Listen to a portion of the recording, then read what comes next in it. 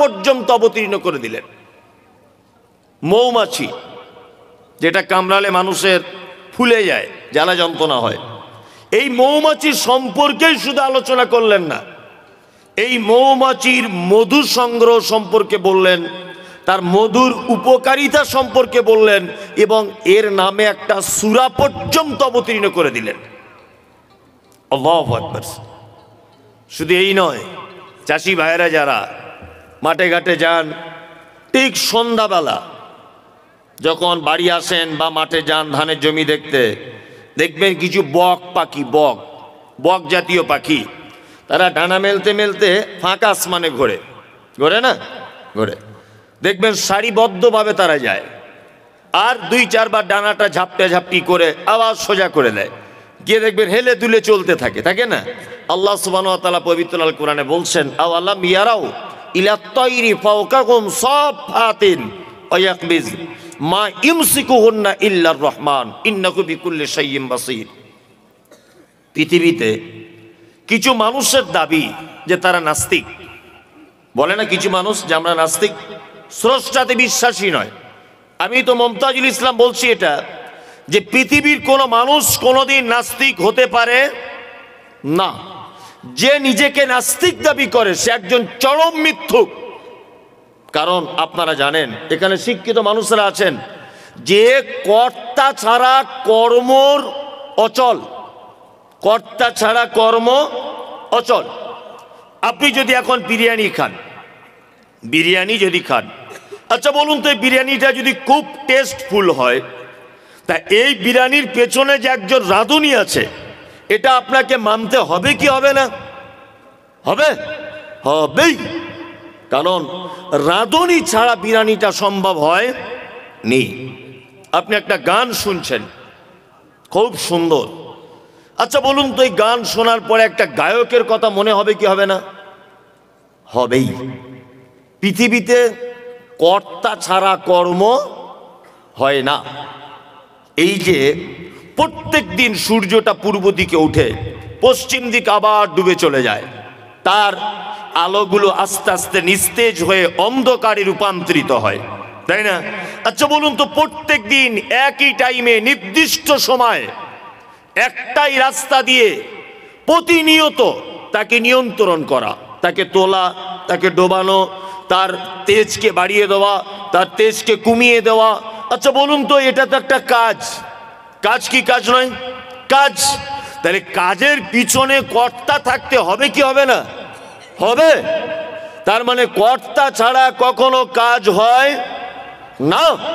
এই যে মাইকের সাউন্ড আপনারা শুনতে পাচ্ছেন, এই সাউন্ডের পিছনে মুমতাজুল ইসলাম লুকিয়ে আছে না নেই? আছে।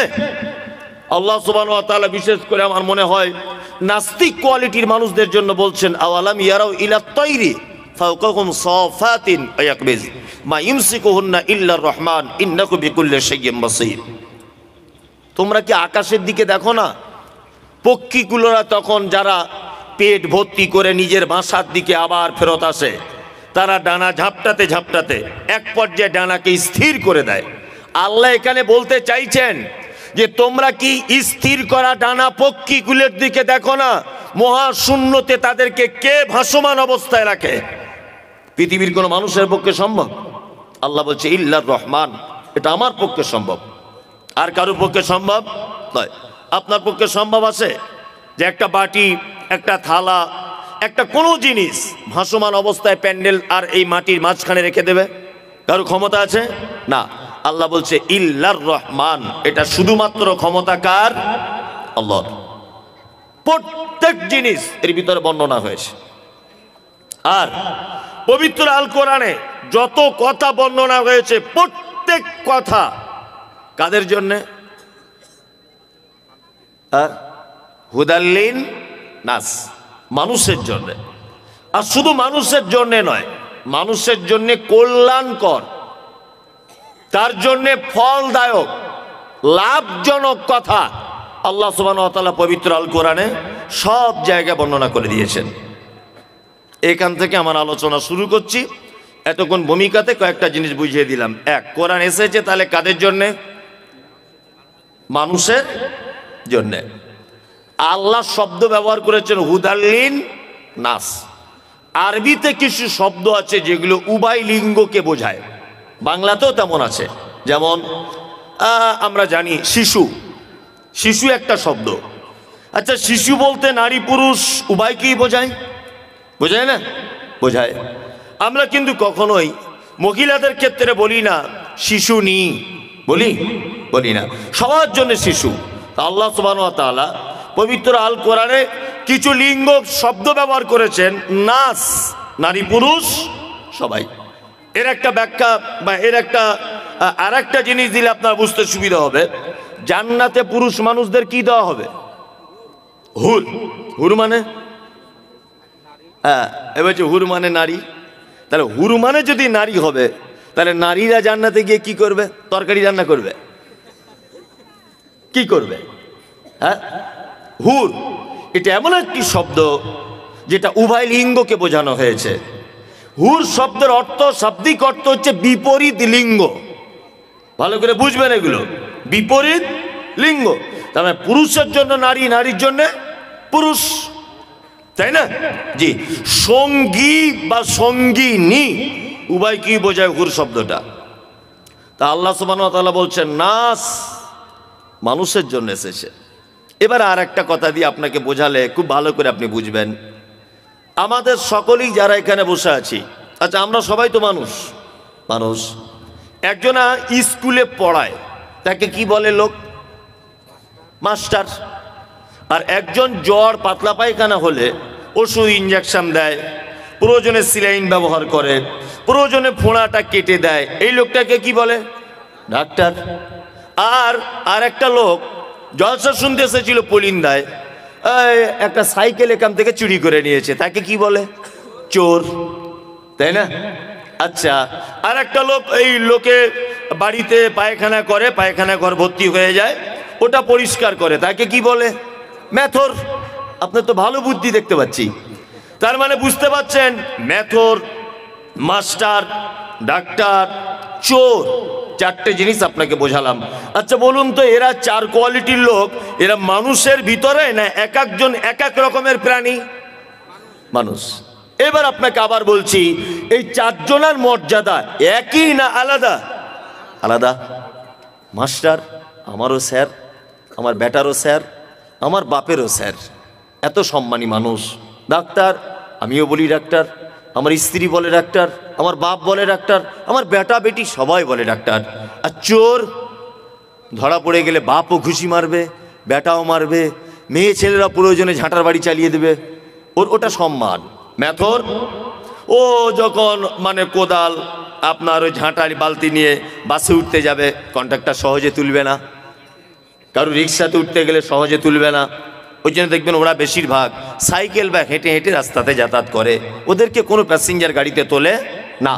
আর মাস্টারকে যদি কেউ দেখে যে আপনাদের পুলিন্দার হেডমাস্টার বাসে উঠছে, আপনি যদি বসে থাকেন, তাহলে কি করবেন? ছাত্র হিসাবে সিট ছেড়ে দেবেন, তাকে বলবেন বসুন। তার মানে সম্মানের জায়গাটা সবার জন্য এক নয়। ঠিক তেমন আমরা সবাই মানুষ, কর্মের পরিবর্তনের কারণে কেউ হলো মেথর, কেউ হলো চোর, কেউ হলো গুন্ডা, কেউ হলো মাস্টার, কেউ হলো প্রফেসর, কেউ হলো ডাক্তার। আল্লাহ বলছেন মানুষের জন্য কোরআন অবতীর্ণ করেছি, কিন্তু মানুষের ব্যাপারে আবার অনেক নাম দিয়ে আল্লাহ কোরআন মাজিদে মানুষকে ডেকেছেন, অনেক নাম। এক, কোরআনের শব্দ এসেছে মুনাফিকুন, মুনাফিক আছে, মুশরিকুন, মুশরিক আছে, আছে, মুত্তাকিন আছে, আছে, মুমিনিন, মোমেন আছে, আছে, মুফলিহুন আছে, আছে। আচ্ছা বলুন তো, মুনাফিক, মুশরিক, কাফিরুন, কাফের, মুত্তাকিন, মোমেন, সালেহিন, মুফলিহুন, এরা সব মানুষ না মানুষের বাইরে? সব মানুষ, মানুষ না মানুষ। আল্লাহ সুবহানাহু ওয়া তাআলা তাদের কৃত কর্মের পরিবর্তনের কারণে তাদের উপাধিকে চেঞ্জ করে দিয়েছেন। আমি ভাঙাচুরো গলায়, আমার আগে যিনি বক্তব্য রাখছিলেন আলহামদুলিল্লাহ খুব কণ্ঠস্বর ভালো, তার আগে আব্দুল কাবির ইসলাহি খুব চমৎকার সুললিত কণ্ঠে বলেন, আমার পরে যিনি আসবেন কারি আব্দুল জব্বার, ওনার একটা গজল শুনলেই মোটামুটি জলসা সব শেষ। এত কঠিন মানে সুন্দর ওনার গলার কণ্ঠ, আল্লাহু আকবার। আমি ভাঙাচুরো গলাতে আপনাদেরকে কয়েকটা ব্যক্তিকে চিনিয়ে দিয়ে আমি চলে যাব ইনশাল্লাহ। কয়েকটা ব্যক্তিকে আল্লাহ যাদের ব্যাপারে কথা বলেছেন, তার মধ্যে দুটো একটা ব্যক্তির কথা বলি, যেমন মুনাফেক। চেনে নাকি মুনাফেক? চেনেন না? মুনাফেক চিনিয়ে দিই। মুনাফেক কাকে বলে, এরা কত খাতারনাক, এরা কত ভয়াবহ, এই ব্যাপারগুলো একটু বলে দিই। আরবিতে আলেম ওলামারা আছেন, আমার কোথাও মিস হয়ে গেলে আপনারা আমাকে নক করবেন অবশ্যই, এটা আমি সব জলসাতে বলি। কারণ আমি পড়ে এসে, জেনে এসে, তদন্ত করে এসে মূলত এর পিছনে সময় দিয়ে তবে কথাটা বলছি। বাই সোশ্যাল মিডিয়া শুধু আপনারা পুলিন্দাতে এই যে 500 লোক বসে আছেন তা নয়, এই মুহূর্তে এখানে এমন এমন চ্যানেল আছে 2-4 হাজার মানুষ লাইভে চলে এসেছে। অলরেডি আমারও পেজ চলছে, ওখানে 2-4 হাজার মানুষ চলে এসেছে। ওই জন্য আমি এতগুলি সোশ্যাল মিডিয়া, এত মানুষের সামনে কালকে হতে হতে সারা বাংলার মানুষ জেনে যাবে পুলিন্দা মাদ্রাসা জলসা হয়েছে। তার মানে এখানে কোনো কথা আমার পক্ষ থেকে বানিয়ে বলার সুযোগ আর নেই। তারপরেও আমি মানুষ, আমার মিস হতে পারে, তদন্তর ভুল হতে পারে। আমরা মোড়ের মাথা বলি না? যেমন একটা রাস্তা এখান থেকে চলে গেছে বহরমপুরের দিকে, একটা কলকাতার দিকে, আর একটা চলে গেছে আপনার কি বলবো ওই অন্য আর এক দিকে। এইতে 3টে জায়গা রাস্তা এখান থেকে বেরিয়ে গেছে। এটা আমরা কি বলি? 3 রাস্তার মোড়, তাই না? যেখান থেকে 4টে রাস্তা বেরিয়ে গেছে ওটাকে কি বলি? 4 চৌরাস্তা বা 4 রাস্তার মোড়, তাই না? এই যে চৌরাস্তা বা 4 রাস্তা, আরবিতে এই জায়গাটাকে বলা হয় নিফাক। নিফাক মানে হচ্ছে একই জায়গা থেকে 3-4 দিকে লাইন বার করে দেওয়া, এর নাম নিফাক। মুনাফেককে এই শব্দ থেকে এসেছে মুনাফেক। মুনাফেক হচ্ছে ওই মানুষটি, যে মানুষটি একই ব্যক্তির ব্যাপারে একটাই জবান থেকে 2-3 রকমের কথা বলে, এ হচ্ছে পাক্কা মুনাফিক। একদম গোদা বাংলায় বলে দিই, তাহলে বুঝতে আরো সুবিধা হবে। ফজরের নামাজ পড়ে ইমাম সাহেবকে বলছেন আসসালামু আলাইকুম। ওয়ালাইকুম আসসালাম। সত্যি আপনার মতো ইমাম সাহেব হয় না। 30 বছর নামাজ পড়ছি, আপনার ব্যবহার, আপনার কোরআন তেলাওয়াত মনোমুগ্ধকর ব্যাপার। সত্যি আমার জীবনে আমি এত ভালো ভদ্র ইমাম দেখিনি। আপনার কণ্ঠস্বর, আপনার কোরআন তেলাওয়াত, আপনার ব্যবহার, আমরা গ্রামবাসী খুব খুশি। এখন ইমাম সাহেবের ছেলের পাতলা পায়খানা হচ্ছিল, মরে যায় ভাব। ও এখন জোহরের আগে কারুর মোটরসাইকেল ধার করে বাড়ি চলে গেছে, সারগাছিদোর বাড়ি। এখন জোহরের সময় আসতে পারেনি। তা যে লোকটা ফজরের নামাজ পড়ে সালাম করে ওর প্রশংসা করছিল, ওই লোকটা জোহরের সময় এসে দেখছি ইমাম সাহেব নাই, কোনো কারণে বাড়ি চলে গেছে, কাউকে বলার টাইম পাইনি। ওই লোকটাই তখন এসে বলছে সব ভালো, অতিরিক্ত কামাই করছে, চেঞ্জ করে দিলে হয়নি ইমাম সাহেবটা। এ হচ্ছে পাক্কা মুনাফেকে। একই পাক্কা মুনাফেক। ফজরের সময় একই ব্যক্তির ব্যাপারে প্রশংসা করলো, আর সন্ধ্যাবেলা এসে বা জোহরের সময় এসে বদনাম করলো।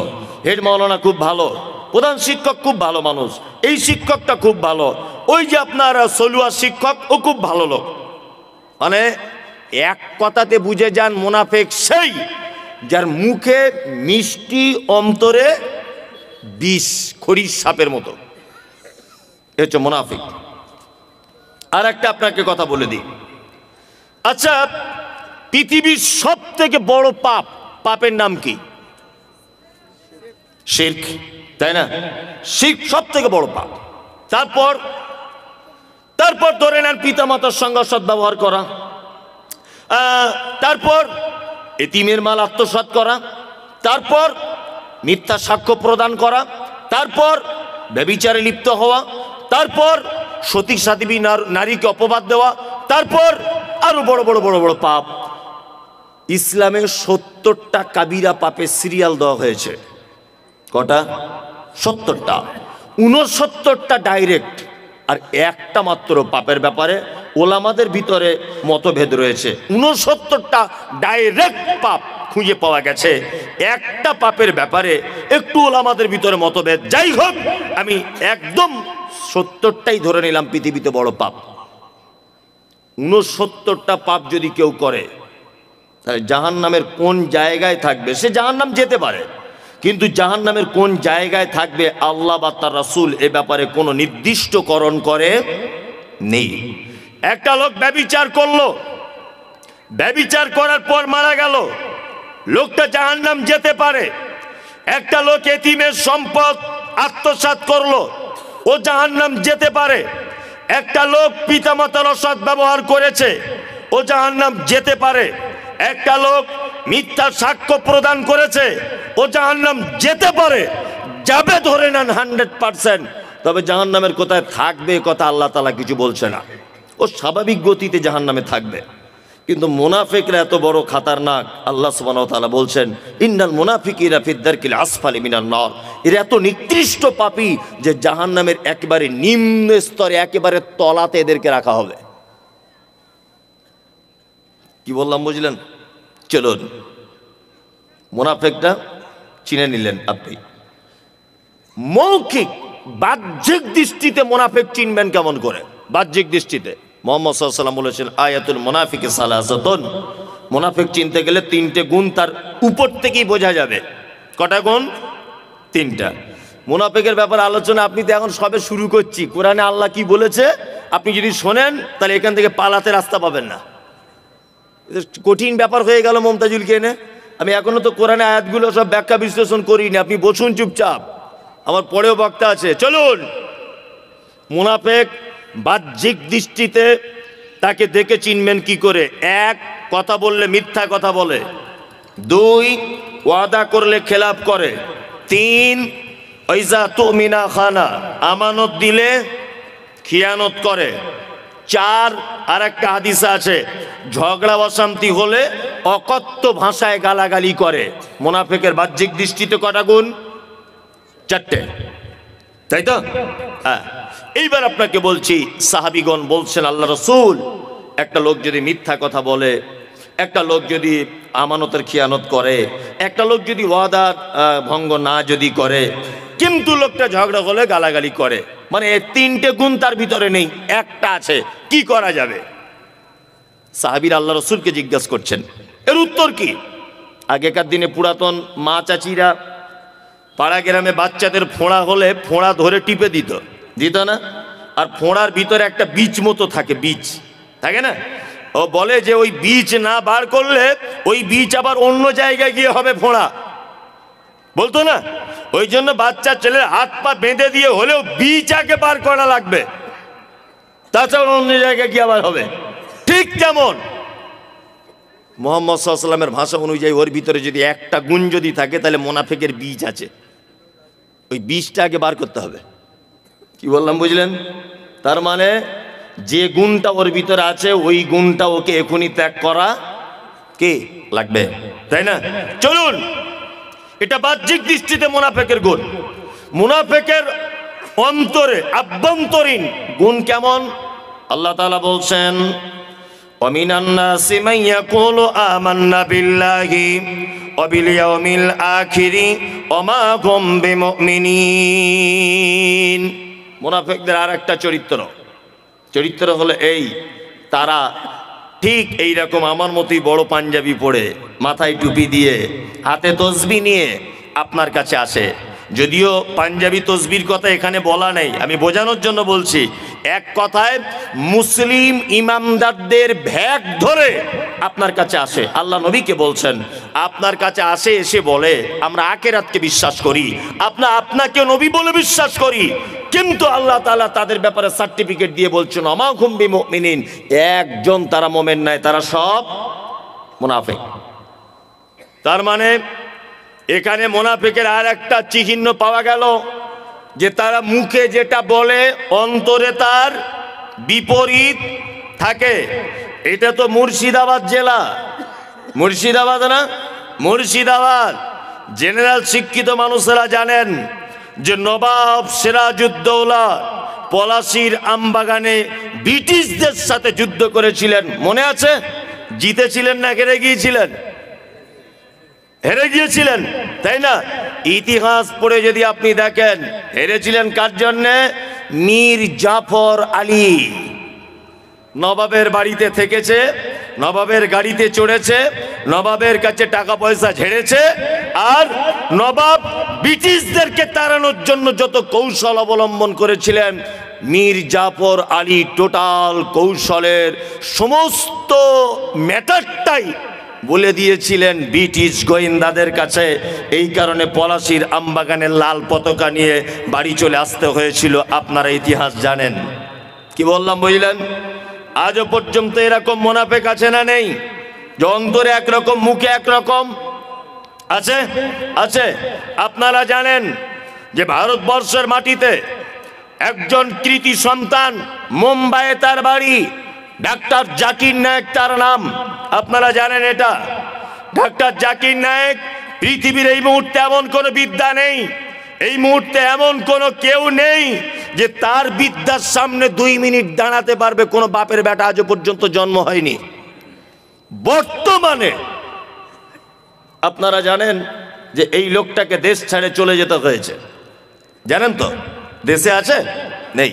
আমি প্রথম যখন বক্তব্য জগতে 2017, 2018 সালে ওয়াকফ বোর্ড সম্পর্কে, ভারতবর্ষে মুসলিমদের অবদান, এইসব সম্পর্কে, ভারতবর্ষের স্বাধীনতা আলেমদের অবদান, এইসব সম্পর্কে যখন বক্তব্য রেখেছি, খুব চরম পর্যায়ের সোশ্যাল মিডিয়াতে দেখবেন, আজ থেকে আমার 4-5 বছর আগের বক্তব্যগুলো, আরও চরম পর্যায়ের বক্তব্য যখন রেখেছি, তখন আমি একটা তথ্য বারবার বলেছিলাম যে ডাক্তার জাকির নায়েককে দেশ ছাড়া করে দিয়েছে মনে হয় নরেন্দ্র মোদী সরকার। এটা মনে মনে ভাবতাম। অমিত বাবু মনে হয় এর পিছনে সব থেকে বড় হাত, ভেবেছি মনে হয় দিলীপ বাবুর সব থেকে বড় হাত। এখন দেখতে পাচ্ছি ডাক্তার জাকির নায়েককে দেশ ছাড়া করার পিছনে অমিত শাহর যত না অবদান, নরেন্দ্র মোদীর যত না অবদান, দিলীপ বাবুর যত না অবদান, তার থেকে বেশি সর্বনাশ করেছে আমার পশ্চিম বাংলা, ভারতবর্ষের নামধারী, দাড়িওয়ালা, টুপিওয়ালা, পাঞ্জাবিওয়ালা, বাইশাখ পাকড়িওয়ালা এই মুনাফেক নামের আলেমরা সব থেকে বেশি সর্বনাশ করেছে।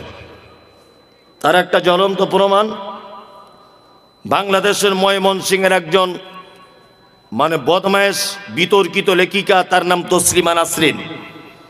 ওই অসভ্য মহিলাটি ভারতবর্ষে আসার ভিসা পায়। ভালো করে বুঝবেন, আব্দুর রাজ্জাক বিন ইউসুফ আর ভিসা পাচ্ছে না। কেন? কি কারোর মেয়ের হাত ধরে টেনেছে? আব্দুর রাজ্জাক বিন ইউসুফ, ওর বেটা ভিসা পাচ্ছে না কেন? ওর বেটা কি কারোর ধর্ষণ কেসের আসামি? আল্লামা দেলোয়ার হোসেন সাইদি কোনোদিন ভিসা পেলেন না এই দেশে আসার জন্যে। পেয়েছেন? শুনেছেন কোথাও সাইদি সাহেব এসেছিলেন? শোনেননি। কারণ কি? সব এই মুনাফেকদের কারণে। আব্দুর রাজ্জাক বিন ইউসুফ বাংলাদেশ থেকে আসবেন, এখানে ইসলামের কথা বলবেন, অসুবিধা কোথায়? অসুবিধা আছে এই যে পীর ফকির মাজার করে বসে আছে, চিটিং বা চোর, দাগাবাজ, এরা হচ্ছে পাক্কা মুনাফেক। এদের মুখে একরকম নবী নবী নবী, আর ওই নবীর কথা কি যখন আব্দুর রাজ্জাক বিন ইউসুফ বা ওনার বেটা বা ডাক্তার জাকির নায়েক সত্যটা যখন বলে দিতে চাইছে জাতির সামনে, তখন ওনার বিরুদ্ধে মামলা করে দিচ্ছে। ওই আপনার কোর্টে গিয়ে আপিল জমা দিচ্ছে যে ওতে যাতে ইন্ডিয়া আসতে না পারে, এলে আমাদের মাজারগুলো সর্বনাশ হয়ে যাবে। হচ্ছে মুনাফেকেরা। কি বলছে বুঝতে পারছেন? চলুন মুনাফেকদের ব্যাপারে একটু একটু একটু একটু করে অনেকটাই জানলেন। এবার একটা মারাত্মক কথা বলে দিই। আমি মমতাজুল ইসলাম কোটি কোটি টাকা সুদ খেয়েছি, আমি মারা গেলাম। আচ্ছা বলুন তো, আমার জানাজা পড়া যাবে কি যাবে না? কে? এত বড় মাদ্রাসা আছে, আহলে হাদিস গ্রাম, এতটুকু বলতে পারছেন না? আমি পাপী একজন, ব্যভিচার করেছি, সুদ খেয়েছি, মদ পান করেছি, আমি মারা গেলাম, আমার জানাজাটা পড়া যাবে না? যাবে। ইয়েস, যাবে, কোনো সমস্যা নেই, যাবে। আপনার ইচ্ছা হলে আপনি যাবেন, কোনো সমস্যা নেই। ও যদি বেনামাজিও হয় তা আপনি যাবেন জানাজা পড়তে, মানা নেই। তবে অন্য বেনামাজিকে শিক্ষা দেওয়ার জন্য আপনি যাবেন না, সেটা আলাদা ব্যাপার, কিন্তু যাবেন, অসুবিধা কিছু নেই, পাপ নেই। আপনাকে এবার একটা কথা, মজার ঘটনা বলি, শুনে রেখে দেন।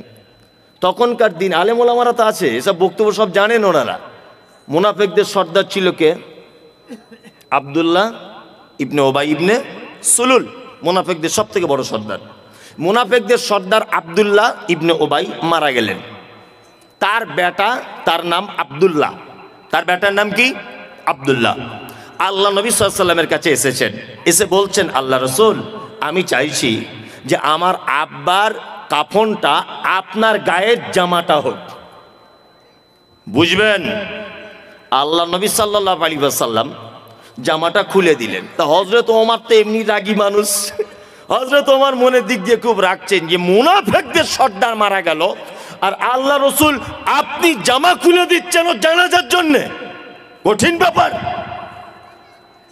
আব্দুল্লাহ তার বাপের কাফন করলেন আল্লাহ রসুলের জামা দিয়ে। তারপরে আবার একটু পরে এসে আল্লাহ রসুলকে বলছেন, আল্লাহ রসুল, আমি চাইছি আপনি আমার আব্বার জানাজা সলাত আদায় করাবেন, অর্থাৎ জানাজা পড়াবেন। আল্লাহ নবী সাল্লাল্লাহু আলাইহি ওয়াসাল্লাম এইদিকে ফিরুন, হাদিসে যেভাবে এসেছে ওইভাবে আল্লাহ রসুল এইভাবে উঠছেন, জানাজা পড়তে যাবেন। আব্দুল্লাহ ইবনে উবাই মুনাফিক সর্দার, হযরত ওমর পিছন দিক দিয়ে চাদরটা টেনে ধরে বলছেন, আল্লাহ রসুল, এটা কেমন কথা? মুনাফিকদের সর্দার মারা গেল আর আপনি তার জানাজা পড়তে যাবেন?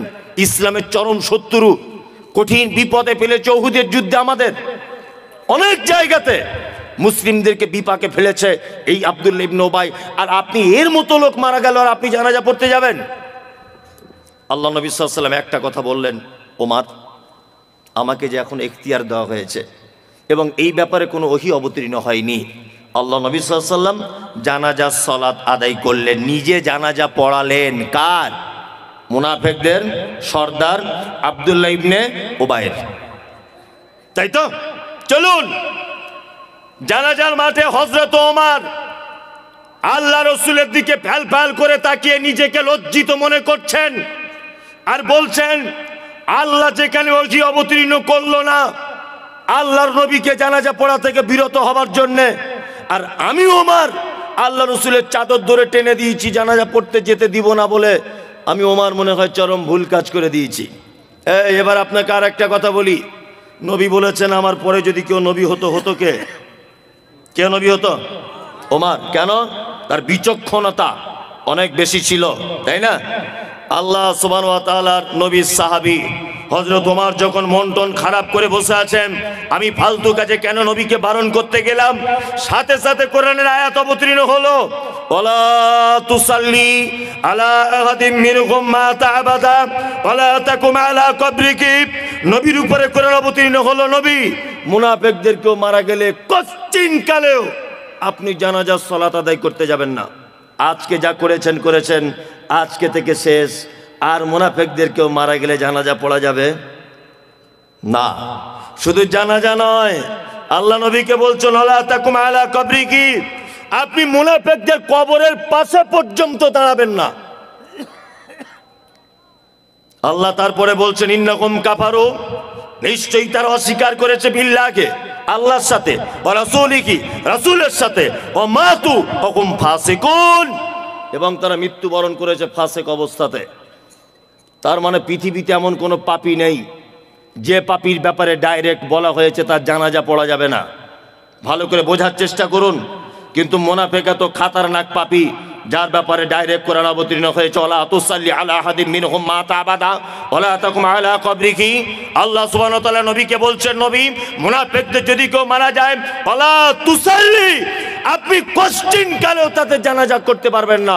দুই, ওয়ালা তাকুম আলা কবরিহি, মুনাফিকদের কেউ মারা গেলে আপনি তার কবরের সামনে দাঁড়াতে পারবেন না। তার মানে বুঝতে পারছেন এরা কত খাতারনাক? বুঝতে পারছেন? এই দেখুন এরা কত খাতারনাক। আর একটা কোরআনের আয়াত, ওই একই সূরার, একটাই সূরার ৮০ নম্বর আয়াত, সূরা তওবা।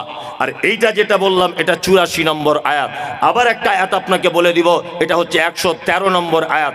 ৮০ নম্বর আয়াত আল্লাহ সুবহানাহু ওয়া তাআলা একটা কথা বলছেন চমৎকার। এক, আচ্ছা তাহলে মুনাফিকদের জানাজা পড়া গেল না, আমি মারাত্মক বড় একজন পাপী, আচ্ছা আপনি আমার জন্য একটু ক্ষমা চাইতে পারেন কি পারেন না? পারেন? পারে, কোনো ব্যাপার না। আপনি দোয়া করবেন, ও রব্বানা আতিনা, আল্লাহ আমার ভাই মুমতাজুল ইসলাম বড় পাপ করেছে, দয়া করে তুমি আমার ভাইকে ক্ষমা করে দাও। পুলিন্দা মাদ্রাসার হেড মাওলানা মারা গেছে, আপনি যদি দোয়া করেন আল্লাহ আলেম মানুষ ছিলেন, চলার পথে যদি ভুল হয় ক্ষমা করে দাও। মাদ্রাসার সেক্রেটারি মারা গেল, আপনি দোয়া করতে পাবেন আল্লাহ দিনের কাজ করেছে, এতদিন ভুল ত্রুটি হলে ক্ষমা করে দাও। আপনার চাচা একজন মাতাল মারা গেল, একজন ধর্ষক মারা গেল, সুদের টাকা খেয়েছে, কোটি কোটি টাকা মারা গেল, আপনি দোয়া করতে পারবেন আল্লাহ আমার চাচা তো মানুষ, না জানার কারণে বা জানার কারণে মদ পান করেছিল, তুমি তাকে ক্ষমা করে দাও। সুদের টাকা খেয়েছিল, তুমি ক্ষমা করে দাও। ক্ষমা চাওয়া যাবে কি যাবে না? যাবে, যাবে।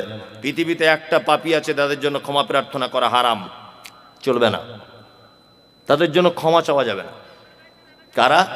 এই দেখুন আল্লাহ সুবহানাহু ওয়া তাআলা মুনাফিকদের ব্যাপারে বলছেন ইস্তাগফির লাহুম, নবী আপনি ক্ষমা প্রার্থনা করেন। আওলা তাস্তাগফির লাহুম, যদি ক্ষমা প্রার্থনা নাই বা করেন, ইন তাস্তাগফির লাহুম ৭০ মাররাতান, আপনি যদি মুনাফিকদের জন্য ক্ষমা প্রার্থনা করেন একদিনে ৭০ বার। কতবার? কত? ৭০ বার। আল্লাহ নবীকে বলছেন ইস্তাগফির লাহুম, ক্ষমা প্রার্থনা করেন। আওলা তাস্তাগফির লাহুম, আর নাইবা করেন ইন তাস্তাগফির লাহুম ৭০ মাররাতান, আপনি যদি মুনাফিকদের ব্যাপারে একদিনে ৭০ বার যদি তওবা ক্ষমা যদি প্রার্থনা করেন, আল্লাহ বলছেন ফালা ইয়াগফির আল্লাহু লাহুম, আমি আল্লাহ কখনোই মুনাফিকদের ক্ষমা করব না। কঠিন অবস্থা। আচ্ছা বলুন, আমি মুমতাজুল ইসলাম, আমি একজন 2 পাতা পড়া মৌলভী সাহেব লোক, আমার ইমান খুব কমজোর, আমি গুনাহগার লোক, আমি দোয়া করছি, হয়তো আল্লাহ আমাকে পছন্দ করছে না, এই জন্য কবুল করছে না। হেড মাওলানা দোয়া করছে, হয়তো মানুষ হিসাবে ভুল ত্রুটি কিছু আছে, এই জন্য আল্লাহ পছন্দ করছে না। সেক্রেটারি দোয়া করছে, মানুষ হিসাবে আল্লাহ হয়তো ভুল ত্রুটি কিছু আছে ওনার, এই জন্য আল্লাহ কবুল করছে না। এবার বলুন তো মুহাম্মদ সাল্লাল্লাহু আলাইহি ওয়াসাল্লাম দোয়া করছেন, ওনার তো কোনো ভুল ত্রুটি নেই, আছে? নেই। আল্লাহ নবীকে একদম হুঁশিয়ারি দিয়ে বলছেন ইন তাস্তাগফির লাহুম ৭০ মাররাতান, ইন শর্ত দিচ্ছেন আল্লাহ, যদি, যদি শব্দের জন্য ইন শব্দ ব্যবহার হয়, আল্লাহ বলছে ইন, যদি আপনি একদিনে ৭০ বার যদি মুনাফিকদের জন্য ক্ষমা প্রার্থনা করেন, আল্লাহ বলছে আমি নবী আপনার হাতও ফেরত দিয়ে দিব, ক্ষমা করব না। তার মানে এরা কত বড় খাতারনাক, বুঝতে পারছেন মুনাফিকরা? চলুন আল্লাহ তাআলা তারপরে বলছেন কি, যালিকা বিআন্নাহুম কাফারু বিল্লাহি ওয়া রাসূলিহি, নিশ্চয়ই তারা অস্বীকার করেছে আল্লাহ এবং তার রাসূলের সাথে। যালিকা বিআন্নাহুম কাফারু বিল্লাহি ওয়া রাসূলিহি ওয়াল্লাহু লা ইয়াহদিল কওমাল ফাসিকিন, আল্লাহ বলছে আমি ফাসিক কওমদের হেদায়েত দান করি না। এবার আপনাদের কয়েকটা মূল্যবান কথা বলি। মুনাফিকদের চিনিয়ে দিলাম, তাদের গুণ বলে দিলাম, এখন এদেরকে দেখতে পাওয়া যায় কোথায়, এটা খুঁজে বার করতে হবে। পরিন্দা গ্রামের কোন কোন জায়গায় এরা থাকে, বসবাস করে, সেটাও দেখানোর প্রয়োজন আছে না নেই? তাহলে একটা একটা করে বলি, 2-4টে কথা বলে দিই, একটা একটা করে বলবো না। সিনেমা হলে যাবেন, এই আমার দিকে বেরোন, হাসছেন কেন? সিনেমা তো দেখেছেন সবাই, আমিও দেখেছি যখন ওই ছোট ছিলাম, দেখি নিয়ে কথা বলবো না। তা সিনেমা হলে যাচ্ছেন বই দেখতে, সবাই দেখবেন হলে পা তুলে বসে আছে, ডান দিকে ও শালি বসে আছে। 20 कोस दूर से अगर कोई बच्ची रोते, माँ कहती है कि बच्ची सो जा, गब्बार सिंह आ जाएगा। শোলে বইয়ের ডায়লগ নেটা, হ্যাঁ শোলে সিনেমা হচ্ছে, শালা শালি সবাই মিলে বসে বসে, সবাই দুলা ভাই শালি এক জায়গায় ঠ্যাং তুলে দিয়ে বসে আছে, ওখানে মুনাফিক নেই, সবাই সিনেমা দেখতে ব্যস্ত। বাজার করতে যাবেন, সবাই আলু বেগুন পেঁয়াজ দাম দর করতে ব্যস্ত, ওখানে মুনাফিক নেই। আপনি মেলা দেখতে যান, সবাই মজা মস্তি করতে ব্যস্ত, ওখানে মুনাফিক পাবেন না। আপনি ট্রেনে যাবেন, উঠবেন, হাজার হাজার লোক, সবাই কোন সিটটা ফাঁকা আছে ওইটার দিকে লক্ষ্য, ওখানে মুনাফিক পাবেন না। মুনাফিক পাবেন কোথায়? এবার আপনাকে একটা ছোট্ট করে কথা বলছি, কথা শুনতে খারাপ লাগবে, তবে বাস্তবতা খুব বাস্তব। এক, আচ্ছা ফরজ নামাজ বাড়িতে পড়া উত্তম না মসজিদে? বলুন, সবাই বলুন। মসজিদে। আর সুন্নাত বাড়িতে, তাই না? তার মানে আসসালামু আলাইকুম ওয়া রাহমাতুল্লাহ, আসসালামু আলাইকুম ওয়া রাহমাতুল্লাহ, আস্তাগফিরুল্লাহ আস্তাগফিরুল্লাহ, আল্লাহুম্মা আনতাস সালাম ওয়া মিনকাস সালাম, যত রকমের জিকির আছে, আল্লাহু আকবার, রব্বি আইনি আলা যিকরিকা ওয়া শুকরিকা, লা হাওলা ওয়ালা কুওয়াতা ইল্লা, যত রকমের জিকির আছে সমস্ত জিকির আপনি মসজিদে বসে বসে করবেন। তারপরে আপনাকে চলে আসতে হবে কোথায়? বাড়ি। বাড়ি এসে বাকি সুন্নতগুলো আদায় করতে হবে। রাসূল সাল্লাল্লাহু আলাইহি ওয়াসাল্লাম কি বলেছেন? তোমাদের বাড়িগুলো কবরে পরিণত করো না। তার মানে বাড়িতে সুন্নত পড়তে হবে। আমার মনে হয় আল্লাহ নবী সাল্লাল্লাহু আলাইহি ওয়াসাল্লাম তো মহাবৈজ্ঞানিক ছিলেন, ব্যাপারটা তিনি বুঝতেন যে এদেরকে যদি সুন্নতের জন্য মসজিদের সুযোগ যদি দেওয়া হয়, সুন্নত তো পড়বে না, গোল টেবিল করে লোকের গীবত আর পরনিন্দা মুনাফিকি করবে। ওই জন্য বলে দিয়েছে নামাজ পড়া শেষ, আগে ঘরে চলে যা, ওইখানে গিয়ে সুন্নত পড়। আমরা কি করি? আসসালামু আলাইকুম ওয়া রাহমাতুল্লাহ, আসসালামু আলাইকুম ওয়া রাহমাতুল্লাহ। একজনা বলছে কি ব্যাপার বলতে, কি ফটিক ভাই দুতলা বাড়ি করেছে, কি সুন্দর করেছে, আগে এলা খাওয়া হতো না? মসজিদে বসে বসে বলছে। আরেকজন তখন পাশ থেকে বলছে খবর জানিস? খবর তোরা জানিস না, আমি সব শুনেছি। কলকাতায় কাজে গিয়েছিল, সালা 20 লাখ টাকা ঝেড়ে নিয়ে চলে এসছে। ওই ঝেড়ে নিয়ে এসছে তোমার বাপ দেখতে গিয়েছিল? হ্যাঁ, তোমার বাপ দেখতে গিয়েছিল 20 লাখ টাকা ঝেড়ে নিয়ে এসছে? তোমার কোনো প্রমাণ আছে? একটা বইয়ের স্বামী মারা গেছে হঠাৎ, তার স্বামীর ডেথ সার্টিফিকেট তোলার জন্য 4-5 বার ও বহরমপুরে যাচ্ছে আর আসছে। চায়ের দোকানে বসে বসে বলছে কি ব্যাপারে, স্বামী যতদিন ছিল ততদিন ঘর থেকে বার হতো না, এখন ঘন ঘন ভ্যানিটি ব্যাগ নিয়ে কোথায় যাচ্ছে কোথায়। আরেকজন তখন বলছে দেখ মনে হয় কোথাও কট লাইন কিছু করেছে। তো ও কট লাইন করেছে, তুমি দেখতে গিয়েছিলে? তোমার বাপ দেখতে গিয়েছিল? ও কথা বলতে গেলে কেন? পাক্কা মুনাফেকে। এ কি পাক্কা মুনাফেকে। কার বউ কোথায় যাচ্ছে, কে দুতলা বাড়ি করলো, কে বুলেট গাড়ি চেপে বেড়ালো, তোমার কেন এত দায় পড়ে গেল? আর পাড়া গ্রামে ও 2 টাকার চা খায় আর 22 টাকার পরের বদনাম করে বসে বসে, মুনাফিকি করে না? মসজিদ আল্লাহর ঘর, সেখানে বসে বসে দেখবেন নামাজের পরে 4-5টা বুড়ো লোক থাকে, ওই বুড়ো লোক বসে বসে ওখানে কি করে, গীবত পরনিন্দা করে। মসজিদে কাঁচা কুঞ্চি রেখে দেবেন, ইমাম সাহেবকে বলছি, বুঝলেন? মসজিদে কাঁচা কুঞ্চি, নামাজের পরে দেখবেন যে এরকম চলছে, প্যাচাম প্যাচাম করে তার পাছায় চাপকিয়ে দিবেন। আরে গরমকাল আসছে, হারাম করে এত বড় বদমায়েশ, নামাজের পরে মসজিদের কারেন্ট পুড়িয়ে বসে বসে গল্প করছে, আছে না? বসে বসে নামাজ পড়া বাদ দিয়ে দুনিয়ার কথা, হেড মাওলানার দুর্নাম, মাদ্রাসার দুর্নাম, সেক্রেটারির দুর্নাম, ও টাকা মেরে খায়, ও মুখ করে খায়, আর তুমি ধোয়া তুলসী পাতা। সবাই খারাপ আর তুমি ভালো। গ্রামে এরকম লোক আপনাদের পুলিন্দাতে নেই, আমাদের ওদিকে আছে। না বলবো না, মারবে। আমি বললে মারবে বাবা। আমার তো দেখতে পাচ্ছেন সোশ্যাল মিডিয়া, যেখানে যাচ্ছি বোম মারছে গাড়িতে। ওই হাওড়া জেলাতে গেলাম সেদিন, বোম মেরে দিয়েছে গাড়িতে। আল্লাহ বাঁচানেওয়ালা, আল্লাহ যদি বাঁচায় তো আর কেউ বাঁচাতে পারবে, মারতে পারবে না। গাড়ি নিয়ে বার হলাম, আমার ড্রাইভার গাড়ি চালাচ্ছে, মানে 500 মিটার গিয়েছি জলসা ছাড়া, আর বাঁশ নিয়ে সব গাড়ি ভাঙচুর করতে চলে এলো। আমি গাড়ি থেকে নেমেছি, বোম মারতে শুরু করে দিচ্ছে গাড়িতে। আশ্চর্য, সোশ্যাল মিডিয়া দেখেছেন তো এগুলো? আশ্চর্য ব্যাপার। আমি তো কারোর বিরুদ্ধে কিছু বলি না। আচ্ছা, এতক্ষণ যা বলেছি কারোর বিরুদ্ধে বলেছি না? বাস্তব কথাগুলো হাদিস কোরআন দিয়ে বললাম, বাস্তব কথাগুলো বললাম। এতে আমি এত আর কি ভয়ঙ্কর লোক? আমাকে দেখলেই মানুষ সবসময়তে মানে উগ্র মেজাজে আছে, মানে একে পেলেই মেরে দিবে, কিরকম ব্যাপার। আর সোশ্যাল মিডিয়াতে তো আছি বড় পাকড়ি বলা, ও খুললেই মমতাজুল ইসলামের জন্মের ঠিক নাই, দেখবেন। ও সোশ্যাল মিডিয়া খুললেই মমতাজুল ইসলামের জন্মের ঠিক নাই, ও বিয়াদব, ও কোরআন পড়তে জানে না, ও রাজমিস্ত্রি কাজ করে, ও হাদিস কোরআন বুঝে না, এইসব আর কি কথা। কারণ কি বলুন তো, আমি হচ্ছি ওই ডাক্তার, রুগীর রোগে ঔষধ দিই। কি বললাম বুঝলেন? যেখানে যেখানে রুগীর ঔষধ প্রয়োজন, ঠিক জায়গাতে ঔষধ মেরে দিই। এই জন্য রুগীর একটু কষ্ট হবেই, হবে না? ফোঁড়া হলে যদি কেটে দিই, তা রুগীর লাগবে না? লাগবে। আমি বলে দিয়েছি, সারা পশ্চিমবাংলার যত মাজার আছে 2025-27-এর মধ্যে ঐক্যবদ্ধভাবে সব মাজার বুলডুজার দিয়ে ভেঙে দিতে হবে, আর যত বুলডুজারের খরচা আমি দিয়ে দেবো। এইসব কথা যখন বলে দিয়েছি, তখন বলছে আমাদের পীরের মাজার ভাঙবে বলেছে। কি বললাম বুঝলেন? আল্লাহু আকবার। মানে পীর সাহেবদের সঙ্গে আর হিন্দু ভাইদের কিছু মিল আছে, মারাত্মক মিল আছে না? এই আপনার আদিনার মসজিদে শিবের লিঙ্গ পাওয়া গেছে, আর শিব কজন আর ওর লিঙ্গ কটা? রাম মন্দিরে শিব পাওয়া গেল, আদিনার শিব পাওয়া গেল, তা ও শিবই বা কটা আর ওর লিঙ্গই বা কটা?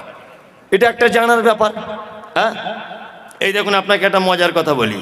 কলকাতা যান তো আপনারা এই রোড দিয়ে, দমদম এয়ারপোর্ট পার করে মধ্যমগ্রাম আর বারাসাত, এর মাঝখানে দেখবেন রাস্তার ধারে একটা মাজার আছে, ছোট্ট এরকম।